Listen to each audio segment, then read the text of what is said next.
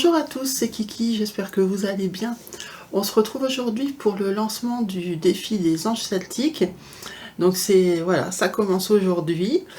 Donc moi ce que je vais faire, c'est que je vais vous présenter donc le modèle que j'ai choisi avec le matériel. Et par contre, je vais pas la commencer avec vous en vidéo parce qu'en fait, je suis prise par le temps puisque je viens de recevoir mes fils. Et il faut absolument que je filme la vidéo pour qu'elle sorte demain. Donc ça va être compliqué. Du coup, voilà, je vais juste vous présenter le matériel. Et au moins ce sera le coup d'envoi qui aura été lancé. Voilà. Alors, je vous rappelle que vous aviez le choix entre les kits originaux Lavender and Lace, ou alors vous pouviez prendre les kits Joy Sunday, que ce soit en point compté ou en estampé, peu importe. Ou vous aviez aussi la possibilité de trouver des patrons sur Etsy, sur AliExpress. Donc comme ça, il y avait pour tous les budgets, puisqu'on m'avait dit que les Lavender and Lace c'était quand même un peu hors budget, ce que je peux tout à fait comprendre, je ne juge personne, donc le choix était ouvert à tout. De mon côté, à la base, je voulais faire une Lavender and Lace, mais c'est vrai que du coup, en voulant vous montrer les autres déclinaisons, j'ai craqué sur celle de Noël, mais Noël avec la capuche. Voilà. Donc j'ai acheté tout le matériel autour de ce projet-là. Les avancées de vos projets seront à poster sur le groupe Les Défis des Brodeuses. Un événement a été créé, donc Gwen et Myriam ont eu la gentillesse d'héberger l'événement sur le groupe. Donc c'est simple, une fois que vous êtes sur le groupe Facebook, vous allez dans l'onglet événements et vous allez voir, il y a l'image de toute façon de tous les anges, donc vous ne pouvez pas le louper.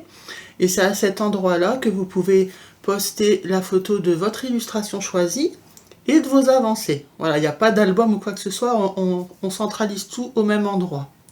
Donc surtout, n'hésitez pas, comme ça on pourra voir le rendu un peu de tous les modèles qui ont été choisis, parce que forcément ça va être plein de modèles différents, donc c'est super intéressant.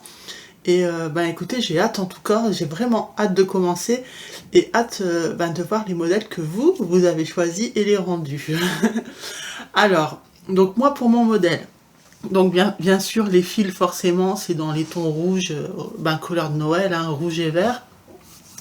Et j'ai pris des fils CXC. Donc ceux-là ils viennent d'AliExpress, j'ai envoyé ma liste et j'ai reçu tous les fils. Donc ça sert à rien, je vais pas vous les montrer un par un. Donc évidemment j'ai préparé 2 organisateurs, j'en ai retrouvé parce que je vous avais dit, je suis à court d'organisateurs, j'ai retrouvé un lot de 10 dans mon armoire, j'étais bien contente. Donc là j'en ai sorti 2. Alors le plus important qui vous intéresse, je pense que c'est ça. Alors j'ai acheté du fil Tweezer Bread, donc petite, qui est un fil métallisé, donc qui existe en différentes déclinaisons. Rien que dans le doré, vous avez plein de dorés différents. Et ça existe aussi en d'autres couleurs. Ici, on est sur... alors, ils nous mettent 65% polyester, 35% de nylon. C'est la marque Rainbow, Rainbow Gallery. Et ici, donc il y a 22,8 mètres et ça se divise pas. Donc ça se brode directement en un fil complet. Je ne pense pas en avoir pris assez, mais je voulais tester, parce qu'en fait, apparemment, ce fil, il se brode plus facilement que les autres fils métallisés. Donc, j'ai voulu en prendre un pour essayer. Et je l'ai acheté chez... De toute façon, tout matériel ici, c'est Casa Cenina. Allez voir ma vidéo haul, si vous voulez, ma dernière vidéo haul, vous pourrez voir le matériel de tous mes achats, d'ailleurs, il n'y avait pas que ça. Mais dans tous les cas, je vous mettrai quand même en barre d'infos la liste du matériel que je vais utiliser avec les liens si jamais ça vous intéresse. Donc je vous disais, vu qu'ici on a 22,8 mètres, je ne suis pas sûre d'en avoir pris assez. Mais là, mon but est de le tester. Et s'il convient, je pourrai en racheter. Voilà. Puisque en plus, j'aurai besoin d'autres fils métallisés pour d'autres projets. Donc voilà, c'est très bien. Il fallait que je teste. Moi, j'ai pris la référence PB. Donc P comme Patrick, B comme Bruno, 03, voilà. Regardez, c'est bien brillant, très très joli. Donc là on a le fil. Ensuite, Donc là, j'ai plus les prix en tête, hein, mais tout est dans ma vidéo haul. J'avais besoin de 3 références de perles, donc j'ai pris des 1000 îles. Donc ce sont des tailles 11-0. Hein. Donc là, on est sur des perles dorées brillantes. C'est la référence 00557. Je pense que vous pouvez voir. Ça brille bien. Contrairement à celles-ci, par exemple, qui sont plus dans la transparence, vous voyez. Je vous les mets côte à côte. Et c'est un doré plus chaud, celle-ci. Donc celle-là, c'est les 02011. Et la troisième référence, ce sont des perles vertes, mais cette fois-ci, elles sont transparentes, mais elles sont mates. Donc c'est un peu difficile de vous montrer. Elles sont vertes foncées, mais mates. Donc ça ne brille pas. Là, je pense que vous avez dû voir. Ça ne brille pas. Et c'est un peu en transparence. Donc voilà mes 3 références de perles. Et après, alors pour la toile, c'est toute une histoire. Je me rassois pour vous raconter. Alors, je voulais absolument broder ce modèle sur une toile pailletée. Ça, c'était mon but. Je voulais absolument une toile pailletée parce que c'est un modèle qui est partiel, hein, donc on verra la toile derrière. Je voulais du coup une jolie toile. Étant donné que ce sont des modèles où il y a des quarts de stitch, 3 quarts de stitch, je voulais de préférence une étamine. Et en fait, je recherchais une étamine couleur soit naturelle pailletée ou café au lait, mais je suis même pas sûre que café au lait ça existe en étamine. Et je ne trouvais pas, ou alors c'était en rupture. Et parce que moi je m'arrête aux 12 fils, hein. Je n'arrive pas à broder plus petit. En 12 fils c'est 32 CT, enfin 32 si on brode en 1-1, mais je veux dire si c'est l'équivalent du 16 CT, c'est pas très petit, mais c'est pas non plus très grand. Mais voilà, c'était tout le temps en rupture sur tous les sites où je cherchais, et j'avais peur du coup de ne pas recevoir ma toile à temps si je traînais à attendre que ça revienne en stock. Il y en avait en lin de disponible, et malheureusement à cette période-là, donc il n'y a pas si longtemps que ça, quelques semaines, je ne savais pas que j'arriverais à broder du lin. Entre temps, si vous avez vu mon floss tube, vous avez vu que j'ai essayé le lin, et en fait j'ai adoré. Je préfère le lin que l'étamine maintenant. Et si j'avais su que j'aurais pu broder sur du lin, j'aurais acheté le lin café au lait pailleté justement. Mais bon, écoutez, c'est comme ça, hein, c'est le destin. Et du coup, j'étais à la recherche de toiles pailletées.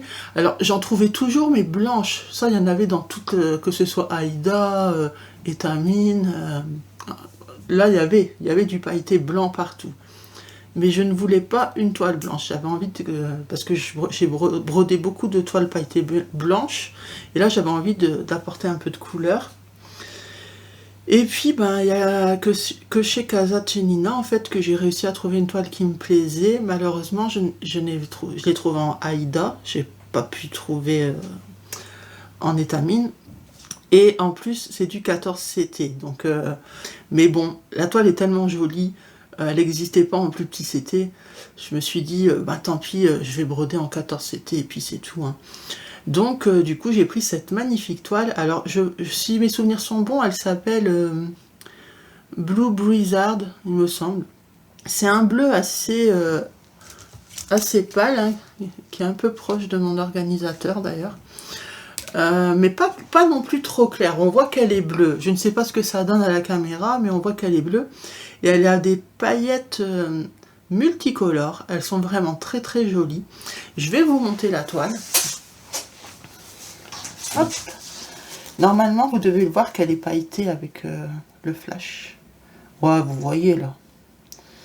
Elle est vraiment sublime. Alors, à la caméra, j'ai l'impression que vous voyez que du argenté. Mais en réel, c'est pas argenté. En réel, les paillettes sont vraiment multicolores. Hein, puisque moi, je vois du rose, du vert, du bleu. Ouais, il y a vraiment toutes les couleurs. Même un peu d'orange. Ouais, c'est multicolore, hein, c'est multicolore. Mais c'est très très beau. Et la toile, la couleur de la toile, c'est un beau bleu. Voilà, je pense que ça va être parfait parce que quand je mets mes fils dessus, ben, je trouve que voilà, les couleurs rendent bien. Ça va être beau aussi avec les perles, le fil métallique. Après, en blanc, ça aurait été joli aussi. C'est juste que j'avais envie de changer, vous voyez. J'avais envie de... Voilà. Parce qu'après, on se lasse quand on brode toujours le même genre de toile. Ben voilà, j'ai changé. Et j'ai pris une toile bleue.